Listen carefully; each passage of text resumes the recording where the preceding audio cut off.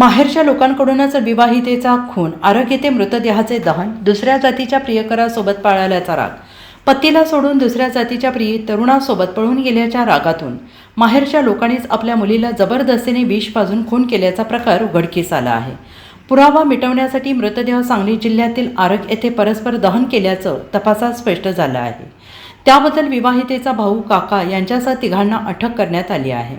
सत्यवा संतोष हेळवी, वय वर्ष 24 असं दुर्दैवी महिलेचं नाव आहे. 21 मार्च रोजी घडलेली ही घटना आता उजेडात आलेली आहे.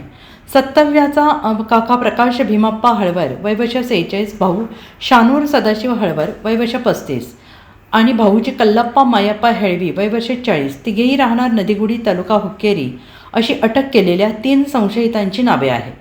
सत्यव्याचा 4 वर्षांपूर्वी रायबाग तालुक्यातील हनबर्टी येथील संतोष हेळवी याच्याशी विवाह झाला होता.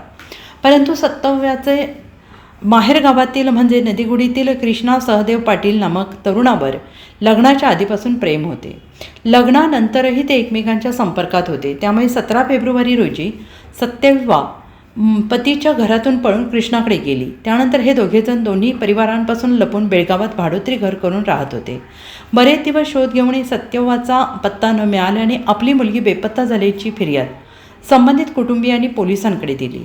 एकीकडे पोलिसांकडून शोध सुरू असताना घरच्या लोकांकडून सत्यव्याचा शोध घेतला जातो होता. 21 मार्च रोजी सत्यव्या आणि तिचा प्रियकर कृष्णा सांगली जिल्ह्यातील आरग येथे दिसल्याचे काही लोकांनी सत्यव्याच्या माहेरच्या लोकांना सांगितले. त्या आधारे कुटुंबीय आरग गावात दाखल झाले.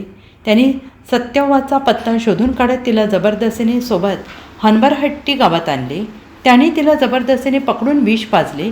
ती मृत पावल्याचे लक्षात येताच रात्री तिचा मृतदेह दहन केला. Bureau report, SPN Marathi, Sangli.